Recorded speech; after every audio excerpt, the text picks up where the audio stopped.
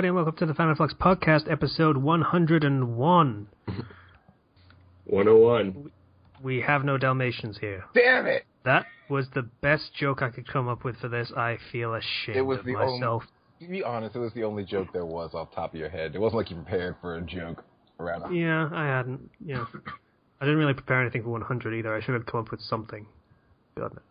Anyway, I am your host, Casey, and with me we have Zero.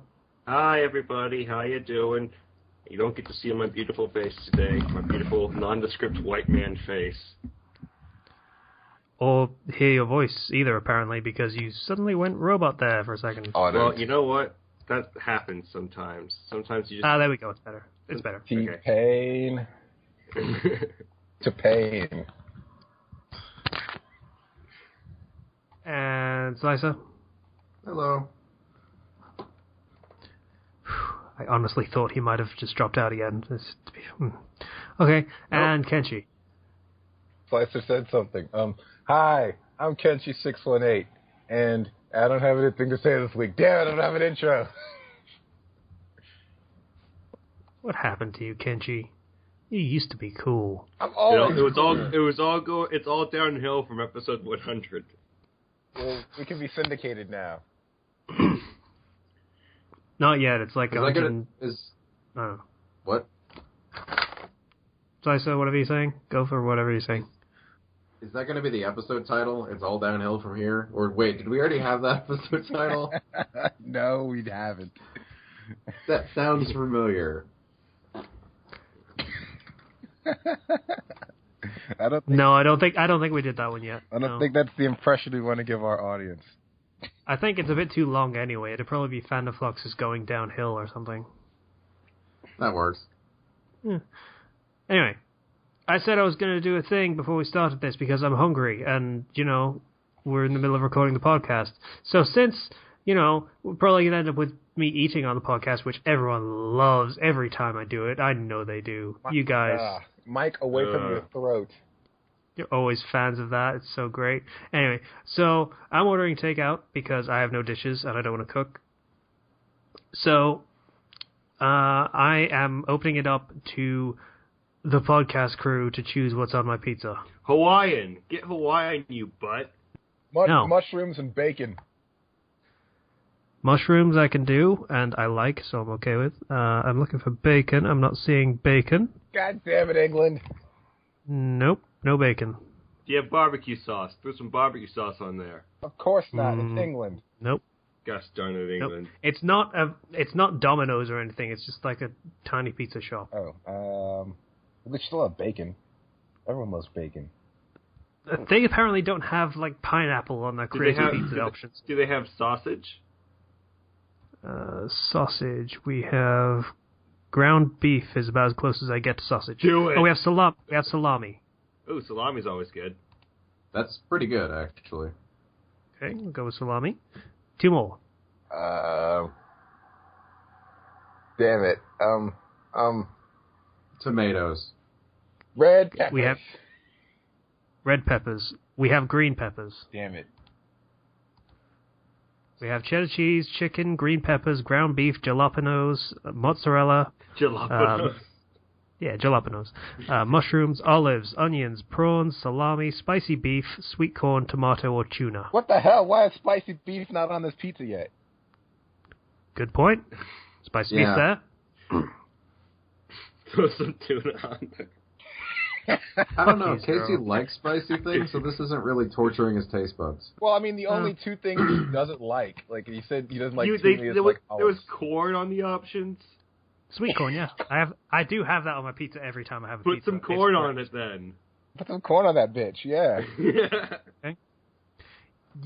I just want to let you know you basically just made my regular pizza, except I have chicken on it instead of beef and jalapenos instead of salami. So that's 2 out of the 4 that's different, so it's not the same. I guess, yes, shut up. Okay, so I'm making that, and while I'm ordering the rest of my food, I'm going to throw it over to somebody to do what we're doing, because what we're doing is what we're always doing. So what are we doing? What have we been doing? Kenshi. All right, so Kenshi has had a very non-productive week. as always. I got back into Mortal Kombat X again, which is always wonderful. When we're gonna play that, Kenshi? I don't know. I need to get the stuff to record it. You could play it whenever the hell you want to if you're ever in around your PlayStation, but you never are, so you haven't even friended me, so... I haven't turned on my PlayStation in a long time. Exactly. I'll turn it on then. I'll see what happens later. It'll explode. Sure. And yeah, there were some new characters that I didn't notice last time I played. They have Predator and Jason Voorhees. Yeah, they do. And Jason's like super beastie. That machete's the truth. I mean, he didn't beat... What the fuck is Peri Peri? What? I don't... Pretty? Peri Peri. What is this from?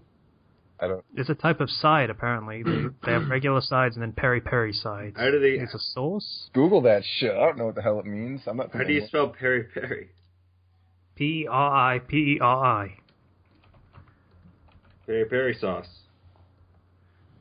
It's Portuguese in origin and especially prevalent in Angola, Namibia, Mozambique, and South Africa. It is made from crushed chilies, citrus peel, onion, pepper, salt, lemon juice, bay leaves, paprika, pimiento, basil, or oregano, and tarragon. Oh. Okay, fuck it. I'll have some Peri Peri onion rings. Works for me. All right. This is so weird. Anyway, you were saying about the new characters, Ken. Oh, yeah. Voorhees is a beast or something. Yeah, or Jason's a monster, and Predator's just annoying. Like, they didn't beat me, but they got really close, and it wasn't because the person playing me was good. What, do they have the invisibility and everything? No, it's like... Well, Jason's just, like, deceptively long. His attacks are deceptively long, so you don't fight him a lot. You'll get suckered into distance match. Well, not distance, but when you try to get close to kick his ass, he's got more length than you. He zones you. Yeah. And Predator's shit is, he's got attacks like that too, but he's also got guns and shit. So, it's like fighting like Deathstroke and Injustice.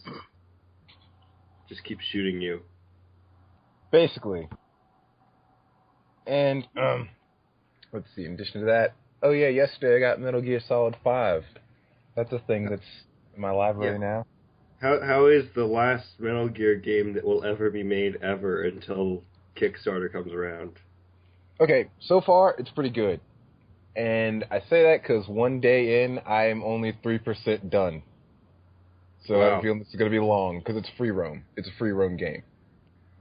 Oh, that's interesting. Yeah. And I've got a horse.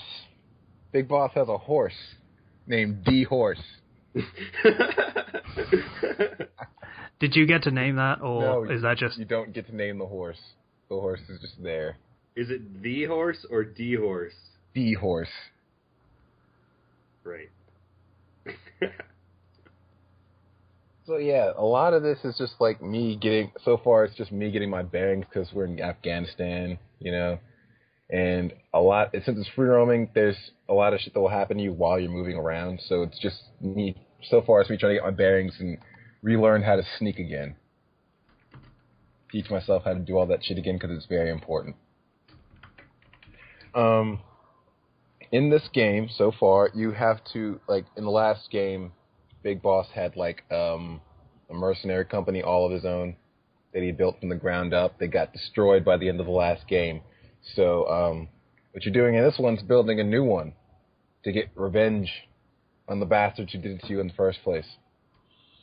And there's a lot of, you know, that stuff. I can kidnap soldiers to be on my, to be in my mercenary unit. Wow. Yeah. That's pretty good. That's really awesome. So I can, like, beat someone unconscious and strap them to, like, a high-altitude hot air balloon. It sends them up in the air. It's hilarious. That's how you capture people to join your unit. It's like we had the one topic the other day when you fight your friends, you fight your enemies, and they become your friends afterwards. It's like this, except you fight your enemies, and then you strap them to you torture them until they become your friends. Pretty much. I'm not sure. They never elaborate how exactly you turn them onto your side. They're really vague about it. They're just saying, oh, you're a big boss. Eventually, when they find out it's you, they'll be on your side. Like, no, I'm pretty sure there was some torturing going on because Ocelot's there. So you know some torture. Yeah, that's pretty much what everyone remembers him for, I think. Other than getting his hand cut off, that is. Yeah, in this game, Ocelot looks a lot like he did in Metal Gear Solid, only younger. So he's super cowboy. It's so sweet. The first time you see him in this game, he rides in on a horse to save your ass. It's pretty great. Okay. And let's see what else. Oh yeah, I have to buy my upgrades and stuff. And every time you get deployed out in the field, it costs you money. So you have to steal resources. You have to constantly find. Yeah, you have to constantly find ways to get money. You can either there's another thing you can do in addition to like little side missions and stuff. You can kidnap animals that you see out in the wild. Like I've caught like a bunch of sheep for money. You just see like Big Boss running around strapping sheep to D-Horse and like selling them. This is to fuel missions to save the world. Big Boss, assassin, saboteur, cattle rustler. Stealing sheep and then selling them in order to fund his mission. Yeah, so far the missions are kind of sweet. I haven't gotten too far into it yet. The furthest I got were this unit of unbeatable soldiers so far. The Skulls, they're like super-powered ghost soldiers that you can't kill. So, I'm looking forward to seeing how I can actually end up killing them, because they're really annoying. They teleport, and they're fast, and they have machetes, and they're really accurate, and it sucks. I gotta get that body armor upgrade for D-Horse so we can take some bullets. I don't want my horse to die. Get an armored horse. Yeah. Oh, that's great. It's pretty good so far. Like, you guys may remember it as Metal Gear Solid the movie. And other than the first scene, like the very start, there haven't really been too many cutscenes that take time. Like the beginning is Big Boss is in a coma from what happened in the last game, and he's been in a coma for 9 years. So the beginning is you waking up, and then the hospital you're at getting attacked. So you got to get the hell out of there. And they introduced you to some of the bosses, I believe, because some shit happened in that hospital that seemed pretty boss-worthy. So, yeah. Always going to see if Snake Eater ever came out on Steam. If it does, you should get it. I'm thinking about it, I'll be honest. This gets the Kenshi stamp of approval. It's nothing like Metal Gear Solid 4 in the fact that it's much more game than movie. So it's pretty much what I'm hoping for. So yeah, I'd play 3 and then 5, or I'll find a way to play 3 somehow. I mean, I still do have my old PS3 I have my PS3 that's backwards compatible, so I could get a copy of it, I guess. Yeah, also in 3, all the bosses are awesome.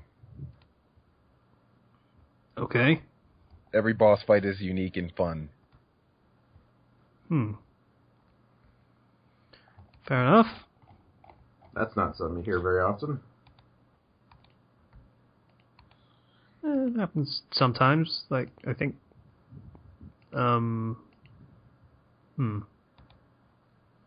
Okay, that kind of undermined my entire argument. So, anything else, Ken? Nothing really, nothing I can think of, honestly. Okay. Steam, of course you're going to try and download updates right now, you fucking piece of shit. It does that. Snake. Nope. There's a thing called Snakebird, apparently. I'm going to find out what Snakebird is, because I'm curious now. Oh yeah, by the way, in the last game, like the last thing that happened was a gigantic explosion, So when Snake wakes up from his coma, he's like full of shrapnel and stuff, including gigantic shards sticking out of his forehead like a horn. It's fucking hilarious to look at. How is he not dead? That's what everyone said, including the doctor that talks to you when you wake up. You should be dead. Well, I'm glad that's a good question, yeah. Yeah. He shows you, the doctor shows him x-rays of his body. You can see shrapnel like all around near his vital points and like his lungs and around his heart. And then he shows you this picture of the skull and a big-ass metal piece sticking out of your forehead. Like, yeah, you should be dead. No, I'm not dead, though. I'm the main character. So, I'm going to put a link to Snakebird in the link dump, and if someone could tell me what the fuck I'm looking at, that'd be great. Anyway, Sure. Anything else, Ken, besides Metal Gear Solid 5 being Metal Gear Solid 5? continue. Okay. Continue. I don't know what that means. Snakebird. He's done. Yeah. Okay. Let's go with 0. 0 go. So school started for me this week. Yay. So it's kind of okay so far. I've got like 2 online classes, 3 regular classes, but all my classes like start early in the morning. One of my classes starts at 7:30 a.m. and my school is 40 minutes away. You know, and I need time, so I get up at like 6 a.m. and have to drive over there. It's about the same drive for me. That sucks. Yeah. It's hard because I can't fall asleep until like 1 usually. So I'm just usually going on 5 hours of sleep. Plus, I'm also working. I'm maxed out on hours this week. I'm working the most amount of hours I've worked in all my 2 years at KFC. Because we are really low on people right now, drastically low, and even though I know the feeling. So, and we're also at this is one of the busiest weeks we've ever had. Well, not ever had, but it's one of the busiest just overall weeks because it's first of the month, and you know, first of the month at KFC is always really busy, and then it's just we've gotten a lot more customers recently. So that's great. We also got new registers, and like we've been getting our stuff upgraded and everything. And this is really cool. Now to sign in to punch into work, we have like a fingerprint scanner. At a KFC? Yeah, because we got that state of the art tech. Because it's I am baffled by this. Our store has been designated as a training store. Because my dad doesn't want to drive all the way over somewhere else to train people. So he's like, this store's close to me, and it's a store you work at, so that's okay. So we got a whole bunch of new stuff recently. Okay. God damn it, Zero. What the fuck? Our store's got like new stuff now and everything, but it's still like, you know, it's extremely hard because people notice when you have new stuff, and people are like, oh man, this KFC must be better. And so then we get more customers. And so then we start to slowly start dying on the inside. Or very quickly start dying on the inside. So that was... It's been really hard. Zero's got the KFC of the future.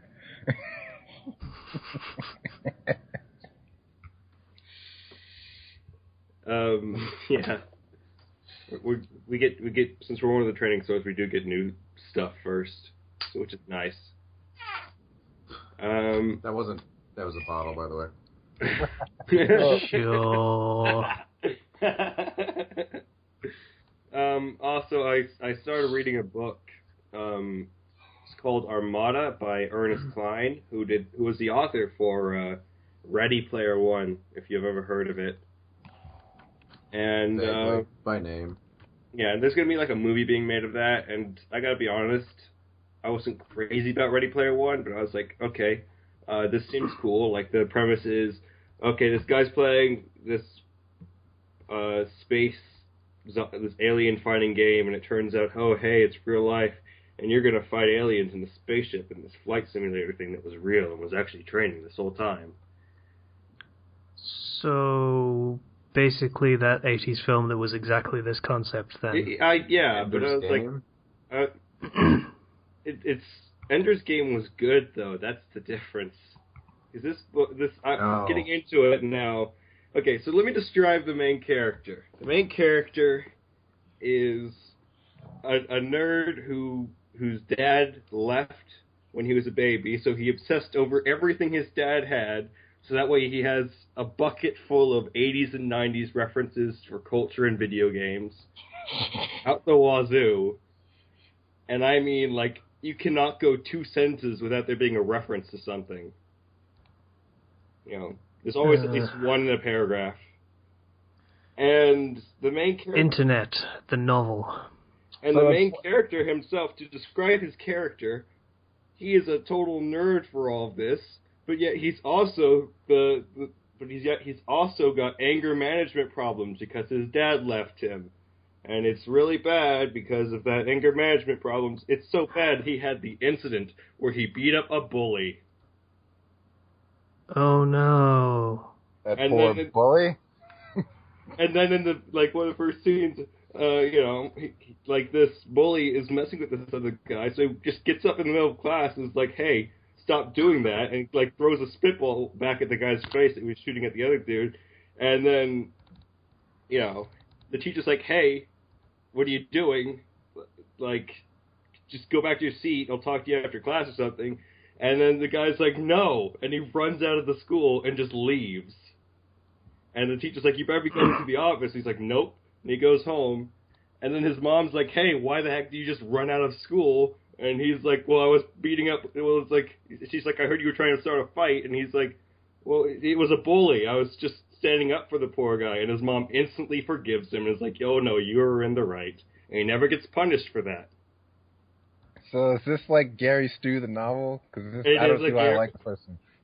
I don't see why I like... Okay, here's another thing. At one point, when he actually does get to fly the drones that they use, the battle drones, he disobeys the direct order, causing one of the enemy drones to get into their ship and destroy all of their drones at that current base. All of them. Because he didn't listen to orders. Instead of getting court-martialed, they say, oh, wait, we need your talent, so it's fine. It was our mistake. Oh, and by the way, your dad you thought was dead, is actually alive, and he's the general. And we're going to send you to the moon base so you can go meet with him right now. On top of that... This is a published author, yes? Yes, this is a published author.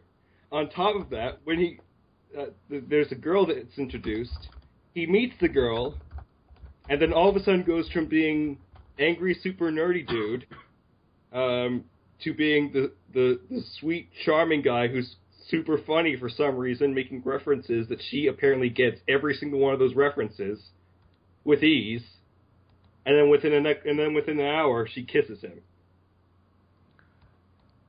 And people buy this. Hour or like an hour into the movie? What? This is like after the whole fight. Like she kisses him on the cheek before the fight scene that happens 5 minutes later, and then kisses him on the lips after the fight scene, in which he screwed up and destroyed all the drones at the base and cost millions and millions, possibly billions of dollars in damages. And this is for sale for like actual Earth money. Yeah, it is. And people buy this. Yeah, they do. Did they have an editor, maybe? And to top things off, half the book isn't even spent with the fights. It's him talking and whining about, oh, my dad, I wish I knew about my dad, and, oh, hey, this is exactly like from that video game that I saw. This is exactly like that video game that I saw. This is exactly like that. And on top of that, it throws out references and names with no real importance. Like, you can replace that with any other name, and it's just references for the sake of being like, oh, I see that. I recognize that. Ha ha. It's not good. He spent half the story on build up to something and kept repeating kind of the same crap. Like, oh, I look exactly like my father. Oh, it must be because I look exactly like my father. Oh, hey, look, there's my father. I look exactly like him, but younger. No, seriously, you mentioned it like that many times. Can we stop talking about this now? It makes me feel bad. So that's a published author. So that was not it's not great. Did you buy this? I did because I wanted to just see. I wanted to see how it was. I was willing to give it a shot because it was only like $13, and I regret it. Did you set it on fire after you were done? I have I downloaded it on my phone because it's cheaper, but I'm going to delete it. So I guess that's your buy a paperback copy so you can set it on fire and video it. I'm not giving this guy more money. That's a good point. I agree with that. Cool. Yeah. And his first book, Player One, was so bad because it was like he wrote an entire book about video games, but he never really introduced any video game concepts besides really old arcade video game concepts he didn't even go into detail on. And then, like, the entire conclusion, the entire action scenes and everything happened in, like, the last half of the book. It was really rushed. Like, the last quarter of the book, really. But, yeah, if don't waste money on this book, please. Because this is an example of somebody making a character, saying, hey, look, they have flaws, and then making a character that's completely not interesting in any single way. More that they're false flaws than anything else. Yeah. Like, oh, he has anger management problem that causes him to help the, people that are being oppressed or whatever. I don't know, bullies. My mind's going blank. Yeah, it helps him to beat up bullies. And, oh yeah, everything's going great. Yeah, by the way, your dad is the general, and he's the number one player in the online game you were playing all along. And when you know what happens when he meets his dad's like, oh, I love you and I missed you and I'm sorry I couldn't be there sooner. Here, have a USB with a letter with letters I wrote to you every single day, your entire life. This is awful. Everything. This is awful. Why are you telling me this? This is terrible. Oh, and also, because he's the 6th ranked player in the online game, every single person he meets that has played that game is like, whoa, you're so awesome. Every single person he meets is impressed Zero. Immediately because of that. Yeah? Please stop. Please, I don't want any more of this. I'm done. So, yeah.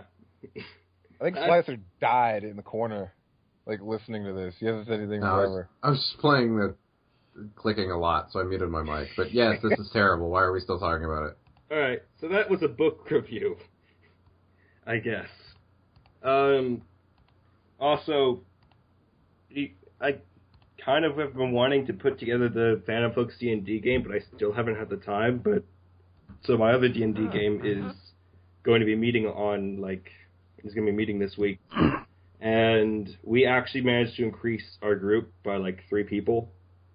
So, and we also now have girls in the D&D group, so that's amazing. Cool.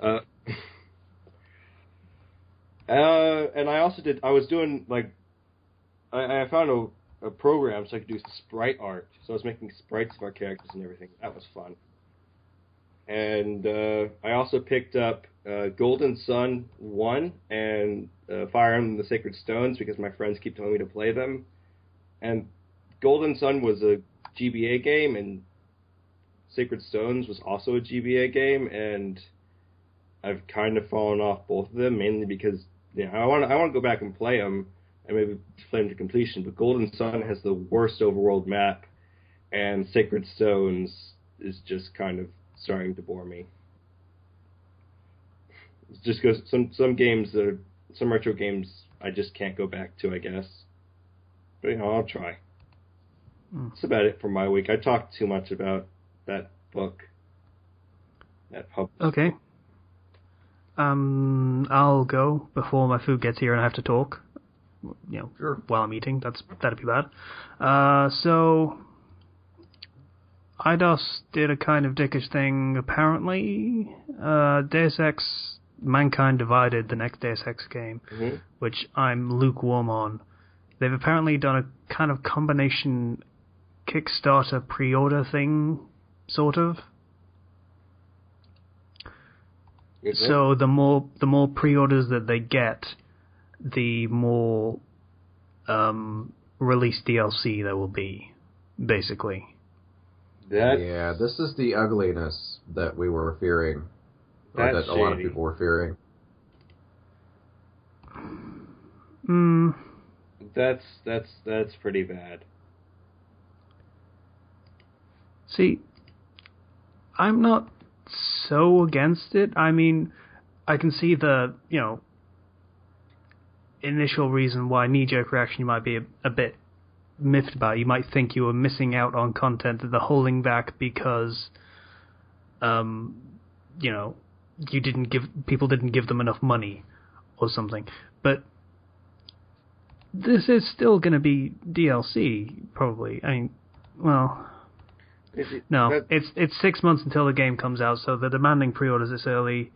They are still working on the game. I cannot believe that they have finished working on the game and they're doing beta testing and such things like Bethesda are doing with Fallout. And plus, pre-orders locks you into the game, so to the point where it's like, oh, people are going to buy the game anyway, so, might as well. It's... The entire concept of day of DLC pisses me off. Yeah. See, it doesn't mean that much because that they aren't developing the game like, say, 2 months before the release date. Because 2 months before the release date, they're going to be doing, like I say, testing to make sure it runs as well as it can. And then after that, it goes gold, which means it's all done. They just need to send it out for production. And that is at least a month before it's out. So I could see that they could, make something extra in the time between, it going gold and then the game coming out. And then wanting to release that as DLC. That makes sense to me. I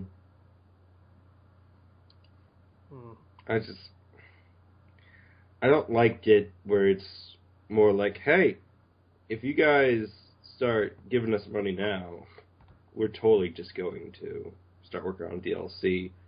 Rather than, okay, we have enough money because people bought this game, people liked this game, so we can now work on DLC. Yeah. If they started this campaign 2 months before it came out, I'd have bought into it more. Like, yeah, this makes sense. This is probably as much as you could do 2 months before release. But for, 6 months before release, when they're clearly still going to be working on the game and adding content or tweaking content, and then they start to pull this stuff, like saying, oh, we're going to add a whole new mission if we get enough pre-orders. No, that's kind of shady. Yeah. The fact that it asks for pre-orders just immediately turns me off to it. Everyone does that. Literally everyone does that. Yeah, so aside from that, there's a One Piece game that came out last week that I bought because fuck it, I wanted to play a One Piece game. The Naruto game's pretty good, so I wanted to try one. And it's basically Dynasty Warriors in One Piece. That doesn't sound like a bad thing at all. Yeah. It's not a bad thing at all. It is literally the entire plot of One Piece up to the Dressrosa arc. That sounds awesome. I know. I want to actually play it. It's pretty cool. I'm going to go cop that real soon. Yeah.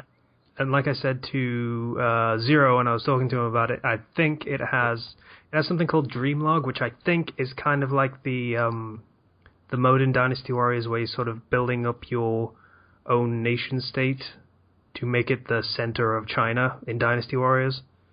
So it's kind of like that, only you're a captain and recruiting crew. That's awesome. Yeah. Yeah. If that's what I think it is, then that is very, very cool. And me wants to play more of that.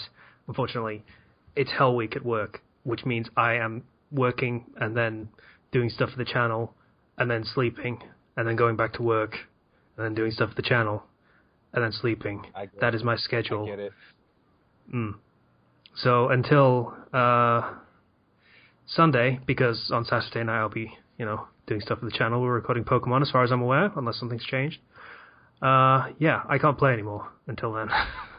So that kind of sucks. Yeah, feel bad for me. I have to work. Though, on the other hand, it's payday today, so I have money again. Yay. Oh, by the way, in that Armada book, the Admiral whose orders he disobeyed and was going to scold him afterwards, but then said it was sorry, it's okay, you're too important. His life was saved by the main character's dad. Okay, we didn't need that detail. It doesn't change anything. So aside from that, I forgot to mention this on the 100th episode, but I gave the pre-sequel, Borderlands the pre-sequel, another go. And yeah, I hate just about every character in the game. Yeah, pretty much. Yeah, aside for the ones that are holdovers from the other games, yeah, I don't like anybody at all. Ooh. Yeah. None of the player characters. I mean, Athena is passable at best, though bland as, dry bread. There's the Jack doppelganger, I guess. He's okay. He's a knockoff Handsome Jack. That's kind of meh. So they're all just kind of boring? Kind of, yeah. I mean, Claptrap is kind of entertaining as a character while you're playing him, but actually playing him is kind of less fun than the other characters, because in pre-sequel they have the oxygen mechanic, like there's no air in the setting, except in like cities and stuff. So you have to keep an eye on your oxygen meter, which is a cool mechanic. It's fun. Yeah. But Claptrap's a robot, so he doesn't have to breathe. So it completely removes that mechanic. It's kind of lame. Yeah. Honestly... So he's the most fun character, but he's also the most boring character at the same time. Honestly, I'd rather take a bad character over a boring character. Because at least you can make fun of the bad character. It's... Like with all Borderlands games, it gets better if you have a team with you playing. A team not just a bunch of random people.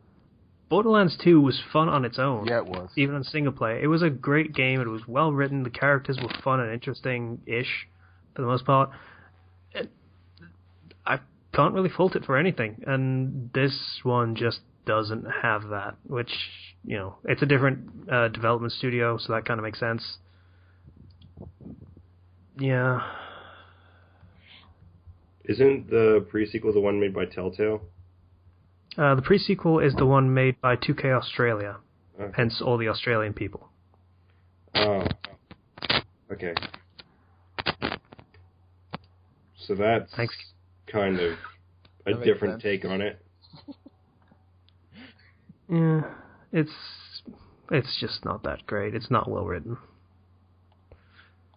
Though I think they had different writers anyway, and actually now that I think about it, the guy that wrote Borderlands 2 for the most part is also no longer part of Gearbox. So, yeah. Let's take our good writer and then, just see... No, he left. Okay. He had another thing that he wanted to do. So they're trying to proceed without him, but they can't because they don't have his talent, I guess.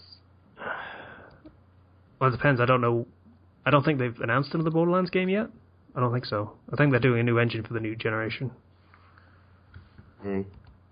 So, I don't know. I hope the next one's good anyway. I hope.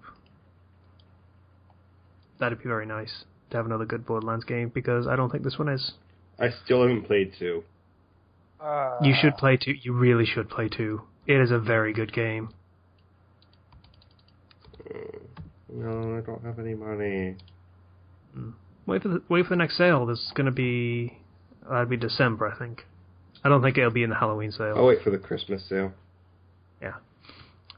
Anyway, I think that's more or less me done, I think. Like I mentioned, Hell Week is going on, so I have no free time, and my feet are constantly aching at this point because my job involves standing up for 8 hours straight. But yeah, that's pretty much me done for this episode. So, Slicer, you're next. Yay. Yay. As with last week, it's been pretty short, but I have my own car now, so that's cool. And before I was using my mom's Bravada, which is kind of a SUV van kind of thing, and it got okay on gas mileage, better than the giant truck we have. I was spending about $17 a day in gas. I factored it in. And my new car does about $6 a day. So I suddenly have a lot more money. Woo! Or I will once I actually start getting paid. So that's cool. And this actually allowed me to go to the Wednesday LARPing thing they have in a nearby city. So that's cool. I had one more day of fighting a week. I feel relatively dead because I was out in the field for the entire 2 hours, but whatever. Kenji Jr. Apparently. It's kind of been like that for a while now, though.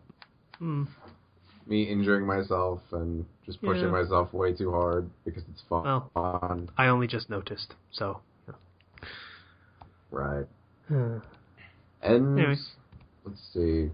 I made some sewing projects, I guess, and it caught the attention of some pretty ladies at campus. So I'm going to be teaching them how to sew at some point once we all have time. So that's cool. Okay, I'm not even. Yeah. Okay. No, go ahead. I want you to say whatever it is you're going to say. It needs to be said. Yeah, say it. So this time you're absolutely sure they weren't hitting on you, right? Yeah. I'm pretty sure. You're sure? Okay.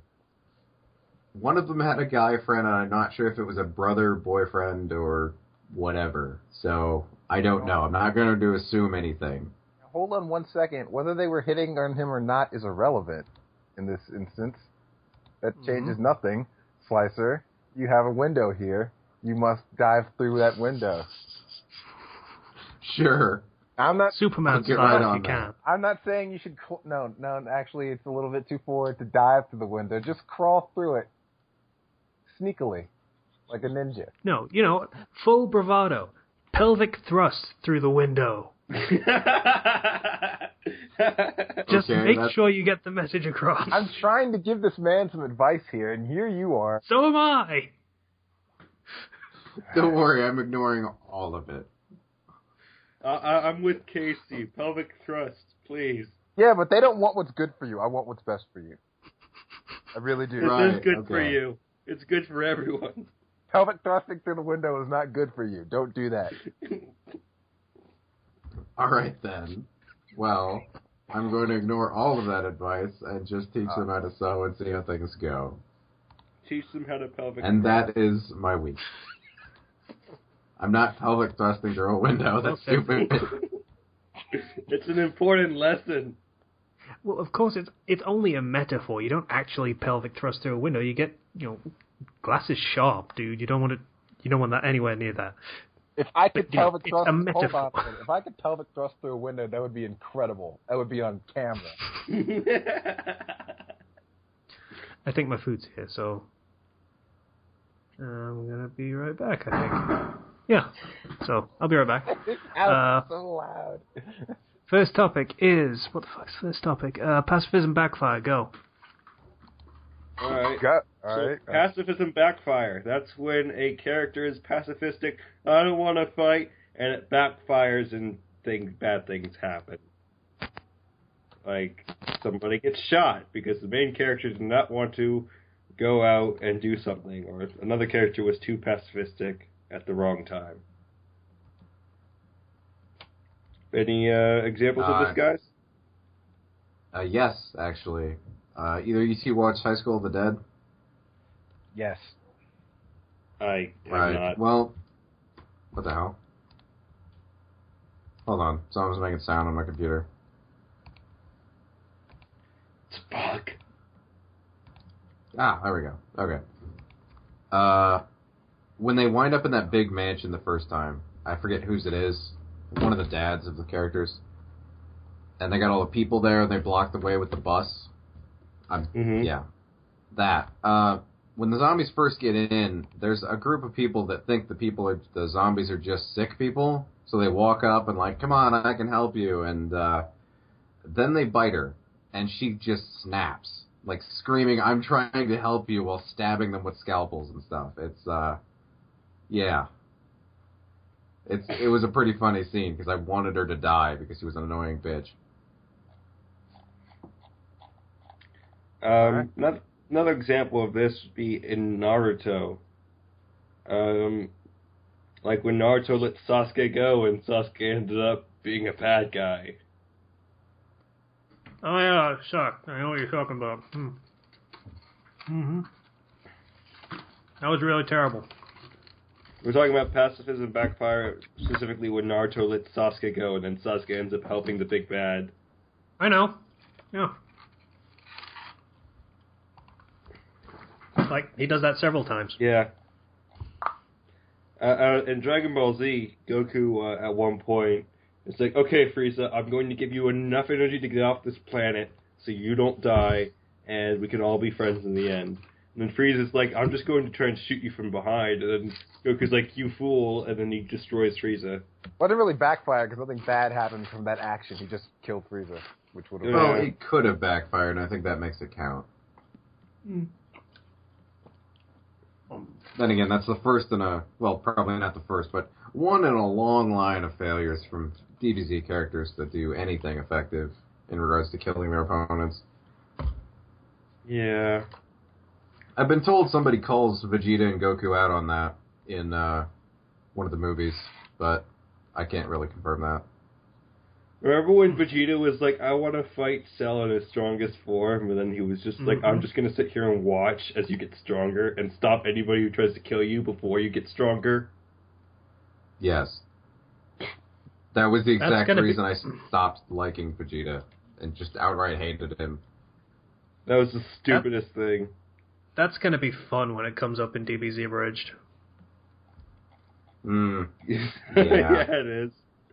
Making that funny would have to be... Because I don't see how they could make that funny. I want to know how they would make it hilarious. I need to.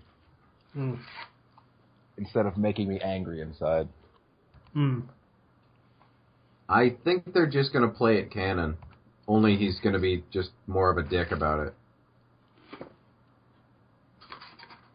That's still a feat. Yeah, kind of. I'm not sure how you could do that. Yeah. Huh. I have no idea. So how's that pizza I ordered you, buddy? Actually, I'm eating the onion rings first. Oh. Also, you didn't pay for it, so you didn't really order it for him. Shut your damn mouth! Let me have this. Also, these peri-peri onion rings are tasting a lot like regular onion rings. What's different about them? I don't know, I'm supposed to have a sauce or a coating or something. They don't. Shame. Oh well. Anyway. So, pacifism backfire is an interesting way to kind of treat pacifism as a flaw. Because this character's too pacifistic, they're not willing to fight. Something bad happens to something or somebody. We've talked about Batman already, right? We have not, but I was going to do that. Yeah, he was next up. He's pretty obvious. Lets the Joker go, Joker goes and kills people. Lets Joker go, Joker goes and kills people. Lets him go... Doesn't kill him.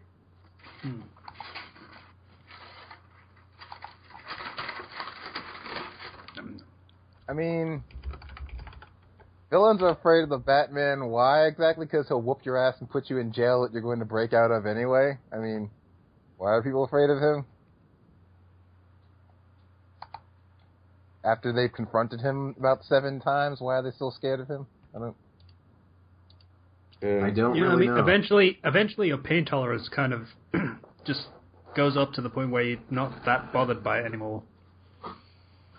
You're like, oh, great, I'm going to be stuck in prison for another 2 weeks. God damn it. Oh, man. I mean, you don't expect to beat the Batman, but, you know, that's it. That's all you have to be afraid of. 2 weeks in prison and a pretty bad beating. That's about it. Yeah. Then you have heroes that do kill their villains, and oh my gosh, you killed the villain. No, you're so bad. But they typically tend to solve a lot of problems. It solves all of the problems. Let's be honest here. Yeah, it does. Except for the problems it with solves the all people of the problems in 5 minutes. It depends on the depth of the setting. I mean, if a setting has the villain be, like, caused by... It's just that the villain is just a symptom of a greater problem, like, social injustice or whatever, then, yes, killing the villain doesn't really solve a goddamn thing. In fact, it more or less makes it worse most of the time. Because then you have a martyr on your hands, and that's a whole other problem. Mm-hmm. Wow.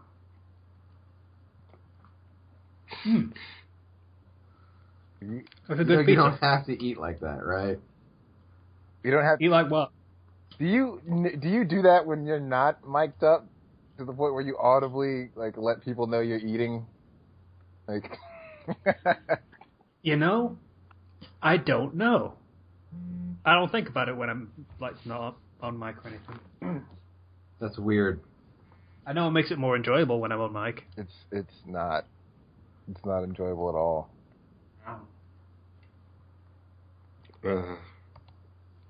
Anyway, pacifism backfire. It backfires. Okay, that's great. You can show that there are actual consequences to choosing to not fight or go the extra mile to kill an enemy. Consequently, you can do pacifism backfire, but then have it not mean anything, and then you've messed up, and it's not really that great, or not really well implemented. Because of pacifism, if you're going to treat it like a flaw or as a decision with its its own consequences, those consequences have to matter, at least a little bit.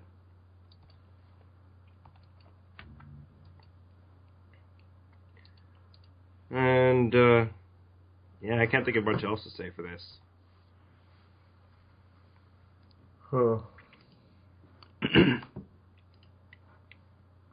Yeah.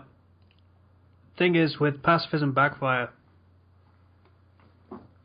it's like, yes, you can have the character acknowledge that it's causing as many problems as it solves, like Batman.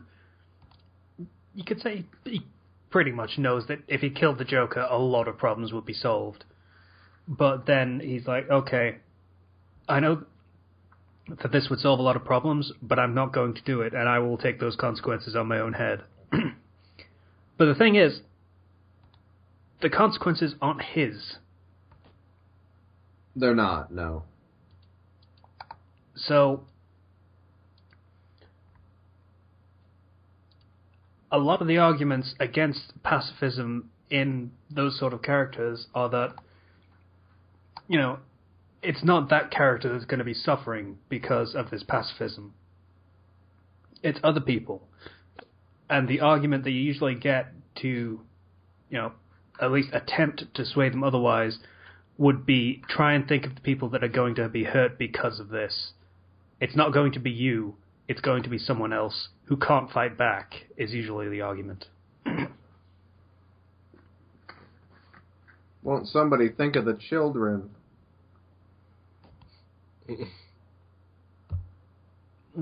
Okay. Anything else to be said about this one?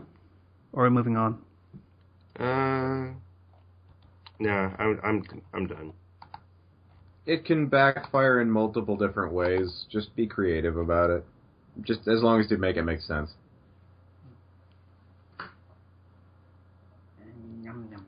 Stop. Well, you ordered it. I'm enjoying my pizza, Kenji. Thank you for, choosing the toppings. It's actually very nice.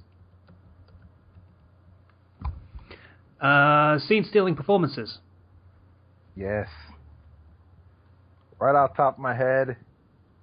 Me. No. Oh. Val Kilmer in Tombstone.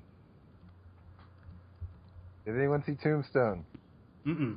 God, you need to watch Tombstone.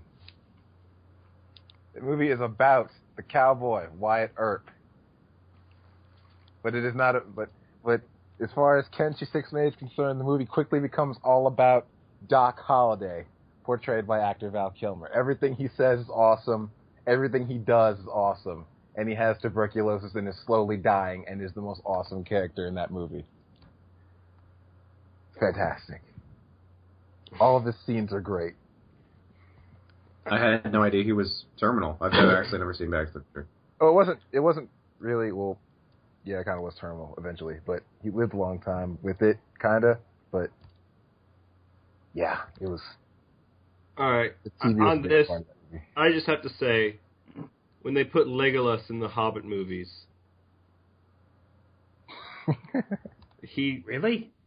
remember when they were fighting on a bridge in the third movie, the Five Armies, and he's just gonna jump off the bricks as they're falling in midair, and it just becomes basically like a battle god. And they always have scenes indicated on Legolas, even though he's not even in the books. Well, he's Legolas. He's awesome and does awesome things. I'm not sure I'd call that scene stealing performance. I'd call that blatant and, unapologetic fan service. Yeah, the point of this definitely fan service. Is characters that weren't supposed to be as awesome as they wound up being. They weren't supposed to overshadow everything else that was happening, but they did it. Legolas was basically designed to overshadow everything else. Okay, the things that people weren't initially designed. From what you've described of pagan men, kind of sounds like he kind of takes the cake. That's another character that was designed that way. They knew it. They wanted to make another Handsome Jack. And they succeeded. Right. They did it. I like him a lot. That was literally the idea behind his design. They wanted to make a Handsome Jack who would talk at you on the radio over and over again and say funny things. That was it.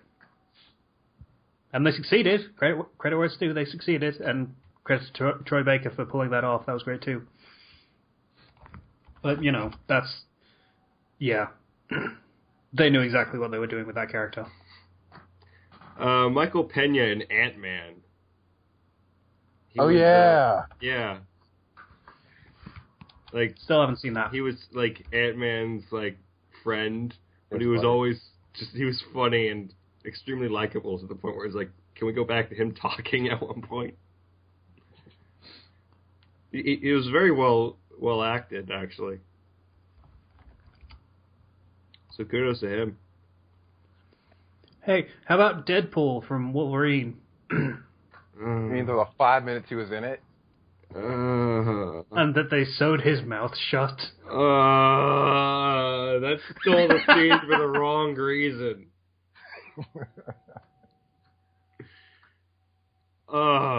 For the time when Ryan Reynolds actually had lines and actions and Deadpool-like things, he was awesome in that movie. The original script for Deadpool that was like leaked, I think it's changed since then. But the original script for Deadpool, they're going to have him playing around with a Wolverine Origins Deadpool doll, and like talking crap about the movie. Oh. It might actually still be in the script, but I hope it is. I prefer that to them like giving shit to the Green Lantern film because that was okay. If we're gonna stick on exactly, it was okay. Thank you, Slifer. If we're gonna stick on Marvel movies, I want to say Hawkeye in the last Avengers movie. They gave him all the good lines on purpose, though, because they wanted people to like him because he had so little. He had no. I mean, yeah, he didn't have any awe-inspiring presence, but he was still super awesome. Yeah. I liked him in the first film. He did have one of the best moments, even if he got no characterization. Yeah, so that counts too. Which was that? He shot Loki. Loki caught it. He shot Loki with an arrow. Loki catches it, then just sort of gives this sardonic look, like, "Come on, really?" Fucking arrow. And then the arrow explodes in his face. It's fucking great. I don't know. That was his turn, I guess. Everyone got a shot at Loki. And he had a really good one, yeah. It was a really accurate shot. whatever. The Hulk beats that one. Okay, the scene with the Hulk beating the shit out of Loki, that was better. Yeah. Yeah, I guess the Hulk is kind of the scene-stealing performance in Avengers. Which makes me so He angry. caught a lot of people. I'm sorry, Zero, did you say that it makes you angry? It makes me very, very angry. Would we like you when you're angry? Hulk, yeah, probably. That Hulk is not going to be in Marvel Civil War and is not going to show up again probably for a very, very long time. In all fairness, he Why? wasn't in the comic Civil War either at all. So. Yeah. That would be a hard character to fit into that scenario. Yeah, but I've heard things like he's not going to be in at least part 1 of the Avengers or something like that. Like, we're not going to see him for a while. Which I like the Hulk. He's always good fun. He's broken. He's a broken kind of character. You can't be in a fucking where two sides supposed to be even. Whichever side has the Hulk, that shit's not even. You know who's broken? Ghost Rider. But you know what they did in this movie? Not make him broken. They made him garbage. They made him Nicolas Cage. They made him Nicolas Cage. Yeah. Nicolas Cage. It was so good. In the comics, the worst way. It was so good in the worst way. in the comics, Ghost Rider can be as strong as the Hulk. And he actually could have killed the Hulk, but he let the Hulk go because he was like, okay, the Hulk's doing this because people were pissed at him, so he's doing it for revenge, and, he's got a righteous cause. Yeah. Ghost Rider regularly kills gods and demons, so, yeah. He's broken. Anyways, moving on to more scene-stealing performances.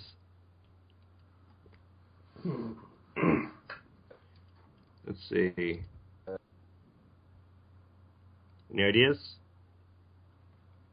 Not really. Ryder in Grand Theft Auto San Andreas. Yeah.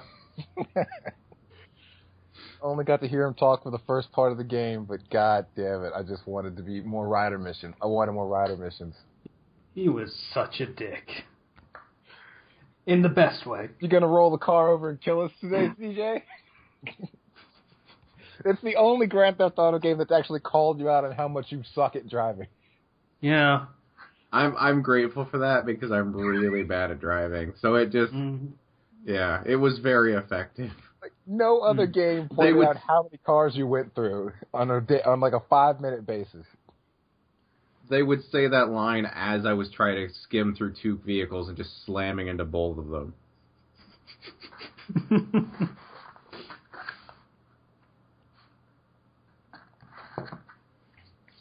Okay, I'll do you a mercy and stop eating the pizza for now. Thanks. I do have my Sunday, though. Yeah. Sunday. Good lord. Alright. I'm trying to think of God damn it. Okay. I would say Joker, but obviously he's not. He was, yeah. Zero in Mega Man X4. What am I fighting for? What? Pretty great performance. Remember, in Zero, in Mega Man X4, has a voice that has really bad voice acting, and there's one scene that only everybody remembers from that game, where he's like, "What am I fighting for?" I'm gonna link it because you guys need to look at this.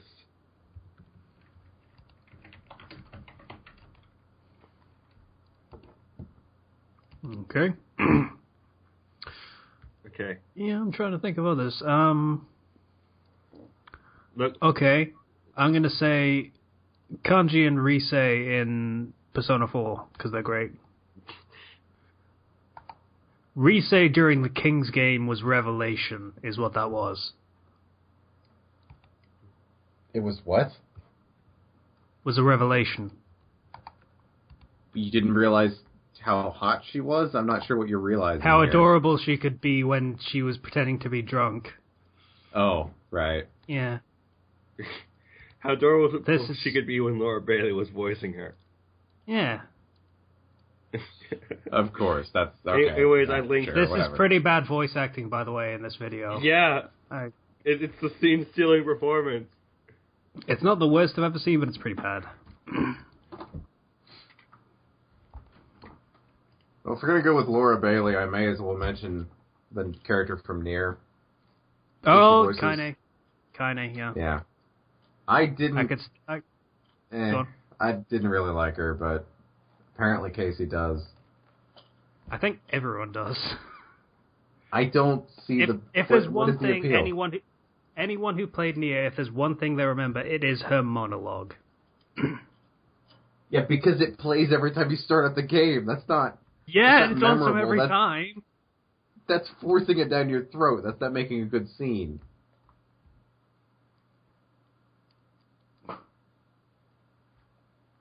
Still good. Whatever. I'm actually kind of surprised you didn't go for a penis joke. You could also go with Grimoire Weiss, I suppose. Liam O'Brien. Okay, yeah, that one I can agree to. He was pretty good. He was pretty.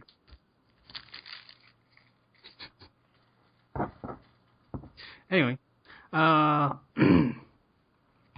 else? Han Solo.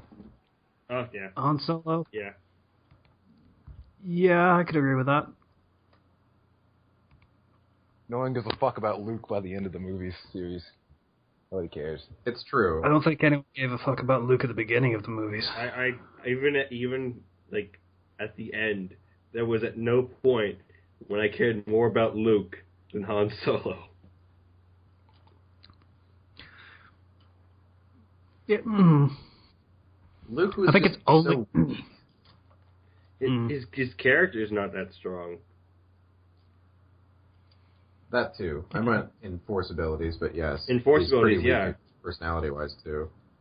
I mean, at the end of 5, obviously, and the end of 6, he is the most interesting part of that series.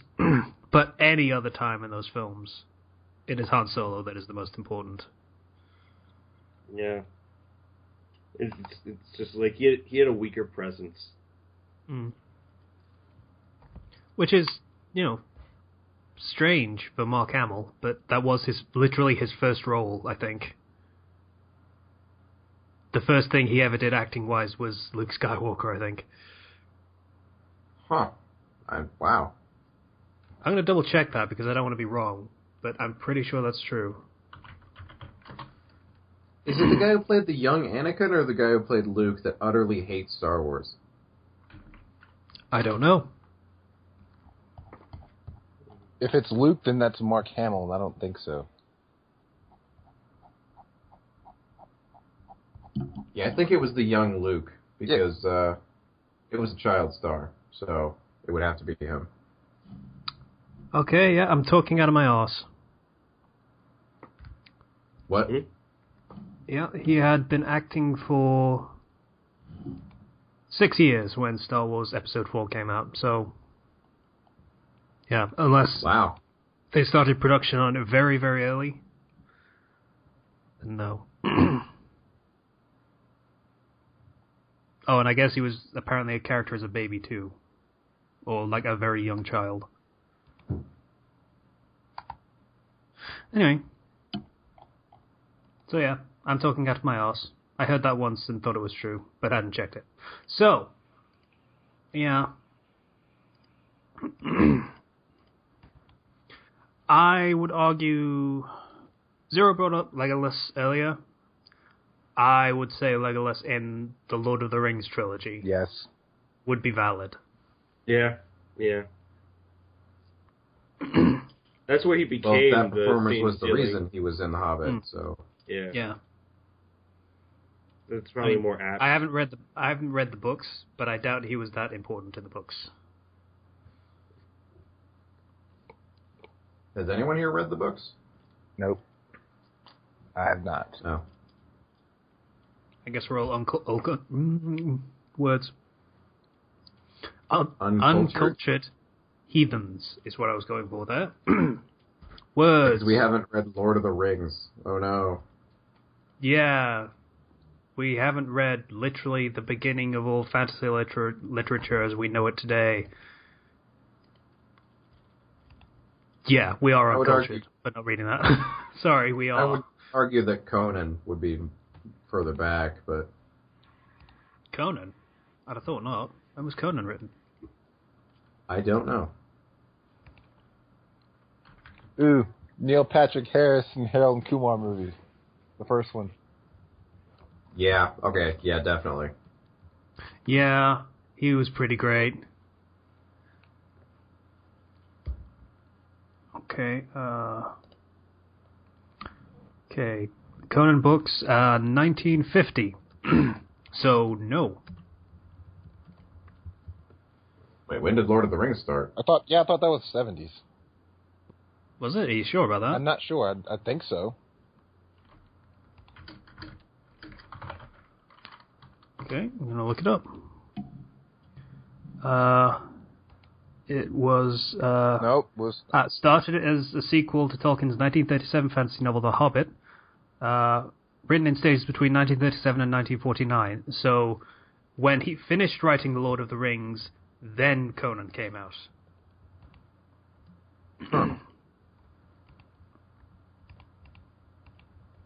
So, yeah. Eat it, Slicer. Okay, sure. I'm sure this hurt Slicer's soul so deeply. Fucking A. Alright. So, yeah, Neil Patrick Harris was fucking awesome as himself.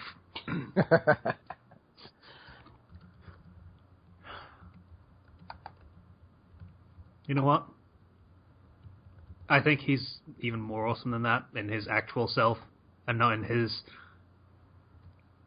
baffling version of himself that was in the film.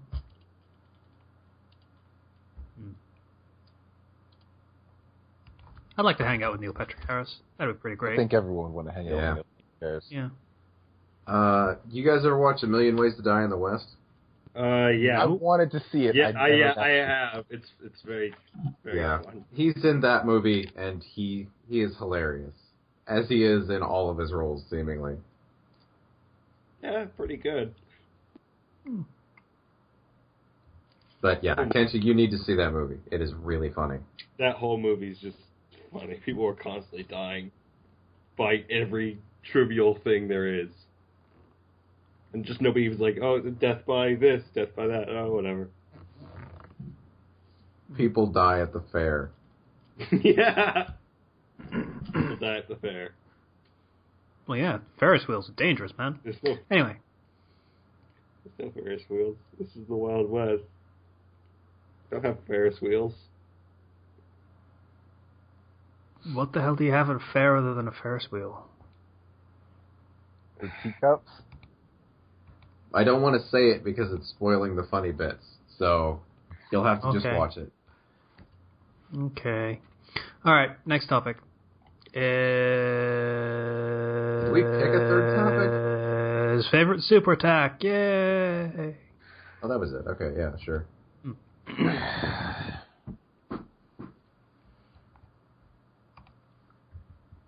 I don't know.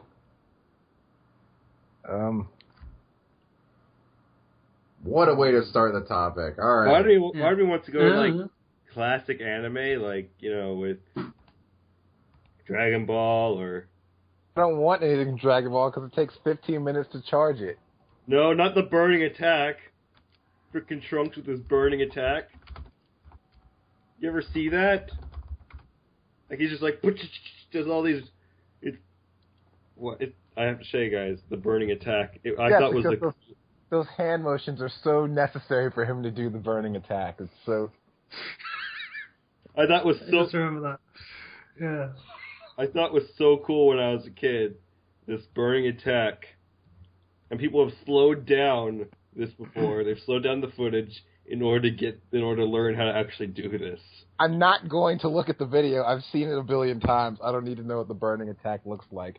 It's completely irrelevant because of the fact that he'd already cut Frieza in half by the time he started the hand motions. So I don't really see what the point of blowing him up after that was. I don't understand what the point of all the hand motions are. No one. It's so unnecessary. That's What's the wrong with burning attack, Overkill? really? Yes, the video is called Master the Burning Attack. They slowed it down so you can master the burning attack. That's actually a loop. It just does the same thing like 6 times. Yeah, it is. But it was so cool when I was a kid. So it made me like Trunks as a character. Yeah. That and the fact that he had a sword. Well, Trunks is pretty great. Yeah, but Okay, to take it away from the DBZ, we have Outlaw Star, the caster shells. Those are pretty cool. Oh yeah, I like those. Not sure if they really count as a final attack since he's not generating them from his body, but I'd count it. They count because they start killing him. And they destroy the super strong people he couldn't hurt otherwise. So yeah, they kind of count. I've always been partial to Fate Stay Night's Unlimited Blade Works. It's a pretty good one. I've always been a fan of that. Especially the aria that it comes with. I've been considering imitating this, but I don't want to throw my throat out before I go to work tomorrow. So I'm just going to say the Giga Drill Breaker. Oh, yes! Right. Thank you. I forgot about that one. Giga Drill Breaker is by far one of the most manly moves you've ever seen. Yeah. Kamina dies. It sucks. Anyway.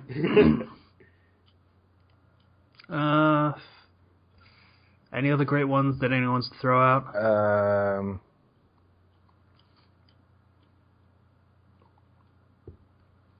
In my a lot from just games and stuff, but I'm trying to think like anime right now, like Naruto or One Piece, and I'm like, there's nothing in Naruto I really kind of. In my head, I'm thinking Delsin's attack, one of Delsin's like super big ass clusterfuck fuck you moves from infamous Second Son. It's the one where he's like controlling video powers and he can create whatever the fuck he wants, and he just. But it's just swords doing it. They're exploding swords. We missed, like, all of you actually explaining what it was. He just... but it's swords doing it. That's literally what we got. It's the power where he can create, like, pretty much anything he wants to out of, like, video. But he just, for whatever reason, he just creates swords, because that's what the dude he stole the power from created, like swords and mystical shit. But... he just bombards his targets with like a fuck ton of swords, and they all explode, and it's beautiful. I'm kind of partial to in one of the Marvel vs. Capcom games, Deadpool jumps up, grabs his life bar, and then beats you to death with it. What if his life bar is nearly empty?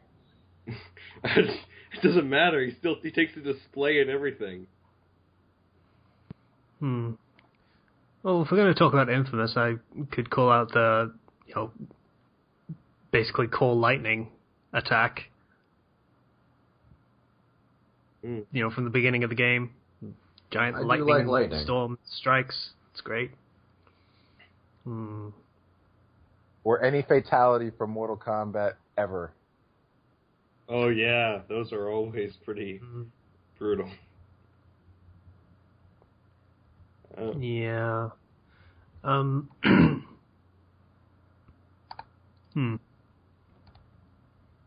Like, I'm gonna shout out a subtle one. The Joker with the toy gun with the little flag in it, shoots out, it says "bang" on a flag, and then he shoots that into someone and kills them.